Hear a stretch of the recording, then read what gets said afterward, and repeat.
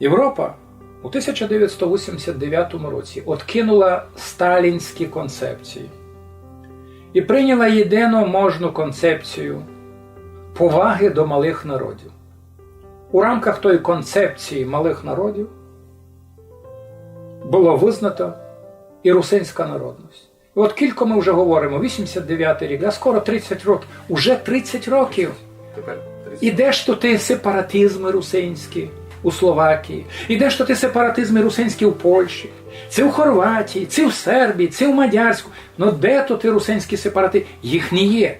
Бо в принципі їх не може бути і в Україні. Але українські експерти, вони, знаєте, вони будуть весь час вам доказувати, що то є український, що то є русинський сепаратизм. Вони вже самі не знають, що говорити. Бо послідні спеціалісти, знаєте, вже тепер ми переживаємо нову генерацію антирусинів. А от ми можемо сказати русинофобів. Так?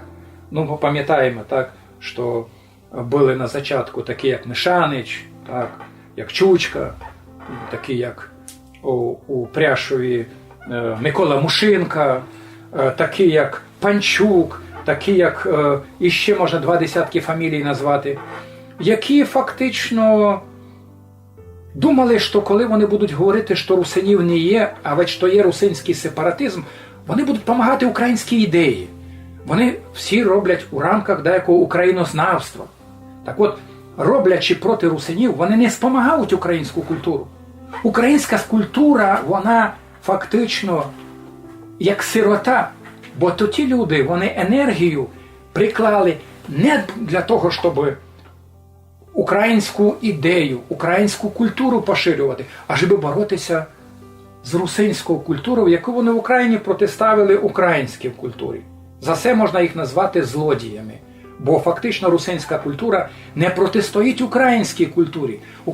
Русинський язик не протистоїть українському язику. Русинський народ не протистоїть українському народу. А вони зробили так, що фактично вони їх протиставили і зробили ярими антагоністами.